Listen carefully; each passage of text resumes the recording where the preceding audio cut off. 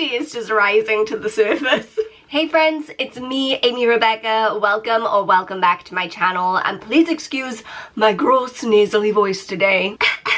I'm sick. Are you ready to completely overhaul my entire financial situation with me? Okay, great, because that is what we're doing today. Going back a few years ago, I used to make a lot of budgeting, saving, financial type videos. I did that whole no buy year where I would check in every month and talk about every single penny that I spent. And then I just got to a point where I was like, I am so bored of talking about my financial situation. So I just stopped making those kinds of videos. But here's the thing. I know that for a lot of people, budgeting and working through your finances is quite boring, but I am not one of those people. I love it. I love my little spreadsheets. I love keeping tabs on everything that I'm spending. I'm like a modern day Silas Marner, but instead of like sitting in the corner counting out my gold coins, I'm like typing it into my little spreadsheet. Also, if you got that English literature GCSE reference, then let me know in the comments down below, because wasn't that a blast from the past? Anyway, I've recently come to the conclusion that I desperately need to overhaul my financial setup and the system that I've got going on, because it's not working. I've been using the same budgeting method and giving myself the same monthly allowance since 2017. And not only do I have a completely different job now with a wildly different salary situation, but it is a cost of living crisis. And a loaf of bread costs pretty much the same as what my parents put down as a deposit on their first home. It's time to change things up. So I'm going to be implementing a few new budgeting methods and techniques and little challenges. And to be completely honest, at this point, I'm really just throwing pasta at the wall to see what's going to stick. And I'm very open to changing things as I go along. This isn't set in stone. Let's completely overhaul my entire financial situation, shall we? So clearly the first thing I need to change is my monthly allowance, because I've been giving myself the same £500 monthly allowance since 2017. And when I say monthly allowance, I mean my spendies. So it's not including rent, it's just money that I've budgeted for pretty much everything else for the month. I have used that same monthly allowance across the 4 different countries that I've lived in. Bahrain, £500 a month. Kuwait, £500 a month. Vietnam, £500 a month. Girl, I don't know what to say. It's not enough if you're living in the UK in 2023. So I'm upping my monthly allowance to £750 a month, and that's kind of just a jumping off point. Could I live on less? Yes. I could rein in on things like getting my nails done and going out for brunch, but I don't want to. I was so much more frugal when I was in my 20s, and I saved every last penny I could, and that's put me in a position where I get to be a little bit more bougie now that I'm in my 30s. But like frugal bougie. Like, I like nice things, but I don't want to spend a lot of money on it. Next, I'm switching up my budgeting spreadsheet. My inner spreadsheet nerd rejoices. For the last few years, I've been using quite a basic budgeting spreadsheet that I made for myself in Numbers.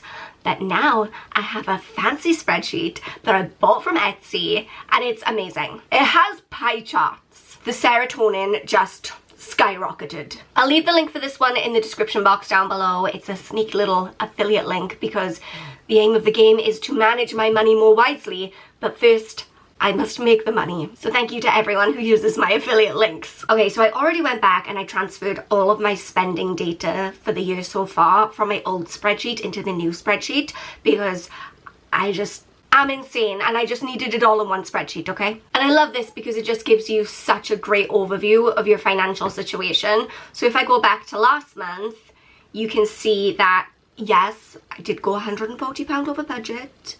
That is why we are increasing the budget. But like, you can see that down here, there's a transactions tracker, so that everything I spend, I can put into there, and then it automatically gets transferred over here to the little budgeting section, where we get this very attractive pie chart that breaks up everything that I've been spending on. So you can see in May, my biggest expense was social, because apparently my inner extrovert wanted to come out last month. Then as you move up here, there's a space each month where you can set a budget for each of your different categories, and then it'll work out if you like came in under budget or if you're over budget, which I find really helpful. There's space for your savings, there's space for debt, there's space for bills, and then we have a look at those graphs. honestly, it's spreadsheet porn to me. That's what it is. It's so beautiful.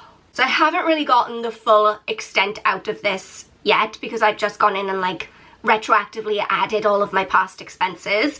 But moving forward into June, I can set myself a little budget for each category. I can put in my bills, I can put in my savings. You can see at the top I have my income. So that's going to be my allowance for each month, the $750. And then underneath, I've got a space for cash stuffing because a few months ago I started cash stuffing and I want to include that in the overall budget because, for instance, I don't make everything so complicated. I'm using the cash stuffing as a way to kind of spread the cost of unavoidable expenses. So things like my contact lenses, you get a discount if you buy them in bulk, but it's £110 for 3 months that you have to pay all at once. So it makes a lot more sense for me to put aside £35 every month. And then when it comes time to pay for the contact lenses, that's not then a big gaping hole in my pocket because I've already put that money aside. So it makes sense to me to add the cash stuffing money into the spreadsheet. So that way if I spend £110 on contact lenses, it's not really coming out, it's not all coming out of 1 month's budget. Does that mean anything to anyone? Does that make any sense? So anything I have left over in my cash stuffing wallet, I'm gonna put in there as income as well as the $750 is what I'm saying. I don't know, like I said, I'm still working through this. This is a work in progress. The next thing I'm going to do is make some alterations to the amount of money that I'm putting into my cash stuffing wallet. So let's go do that. Okay, so this is my little cash stuffing wallet. I got it from Amazon and I will leave the link in the description box. Inside I have all of my little plastic wallets to divide up my money each month. It comes with these little budgeting sheets, which I personally don't use because I keep track of all of my expenses in my phone. That's something that I didn't mention actually when I was talking about the spreadsheet. The way that I like to keep track of my expenses is that I use this app on my phone. It's literally called Spending Tracker and it's free. And you can just go in, you put in what you spent, the date you spent it, you can choose a category, and it keeps everything organized. And then at the end of each week, I transferred that information into my big spreadsheet. Is that a lot? Yes, it is. Welcome to the life of a perfectionist Virgo with OCD. It also comes with these little stickers so you can label your wallets and these little colored labels as well. I know some people use cash stuffing as a way of dividing up their entire monthly budget. I don't personally use it like that. I have specific categories that I know that I will need to spend money on each month or every few months. And so I put money aside into those regularly. And then when it comes to things like going out for food, going out for drinks, going to the cinema, I just have that out of like a bigger miscellaneous fund. So in my cash stuffing wallet, I have a wallet here for health. Again, that's my contact lenses, so I put aside £35 a month for those. I have a beauty wallet, so that's money for getting my hair done, my nails done, that kind of thing. I was putting aside £40 a month for that, but I'm gonna up it to 55. Don't get me wrong, 40 was doing me just fine to be able to get my hair and my nails done on the schedule that I get them done. But having that extra little bit of wiggle room will mean that I can just like treat myself to getting my eyebrows done or whatever. Next, I have money for my car. I was putting aside £30 a month for that, but now I've upped it to 50 and it's still not enough, okay? It's never gonna be enough. My car is like an eternal drain on my resources. If you have a car, you understand. It's like having a very needy baby who's always asking for your money. Money for tax, money for insurance, money for new tires. It never stops. Next, I have money for gifts. This was £20 a month and I've also upped this one, so now it's £30 a month. Then we have money for petrol. I started off with £80 a month for petrol and I realized that was way too much and I reduced it down to 50 and that seems to be working just fine, so we're gonna stick with that. Then I introduced this new wallet, which is entertainment, and this is gonna be where I put aside money for things that I have booked for the month that I know I'm going to be going to and I know that I'm going to need to pay for. So for example, tomorrow I'm going to a 90s disco night. I'm so excited. I just need all of this gunk to be gone so that I can like dance to Britney all night. Anyway, I need to pay for that. That's going to be £40 for the ticket, and then I'm probably going to spend another £20 when I'm there because I don't plan on drinking. So I'm going to put aside £60 for that. Then all of my other money that doesn't automatically come out as a direct debit, I put aside into my little miscellaneous wallet, and then I take it out as I need it. I've been sharing my whole experience with cash stuffing for the last few months on TikTok, and one comment that I keep getting over and over and over again is, you can do this with an app, like digitally. You don't have to have the cash. I want to have the cash. One thing about me is that if I have the cash in my purse and I have to physically hand over that money, I'm gonna be far less likely to spend it. There's no emotional attachment to me if I'm just like tapping my card, beep, beep, beep, beep, and not even really paying attention to what I'm spending. I can easily spend hundreds. The whole act of handing over physical cash makes me really think twice. So yes, I know that I could cash stuff digitally using an app, but I don't want to. The final thing I'm gonna do is introduce a little mini savings challenge. I haven't actually printed it out yet, so I need to do that first.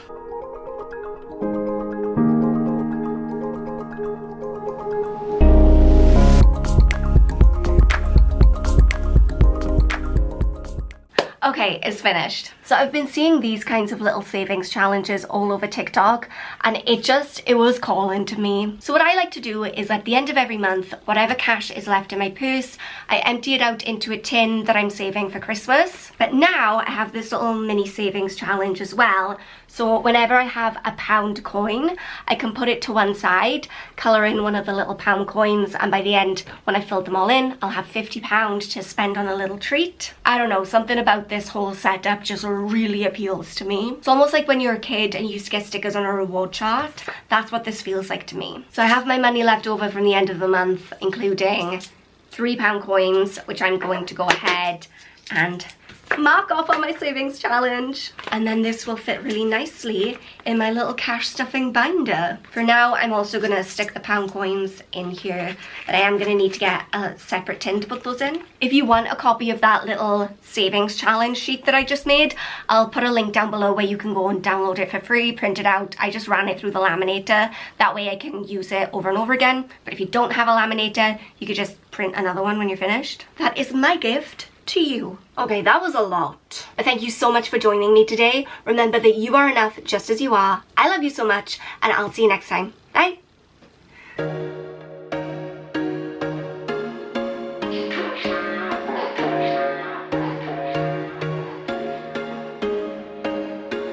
There was once a day that I would pray for you. I'd go and misbehave just so you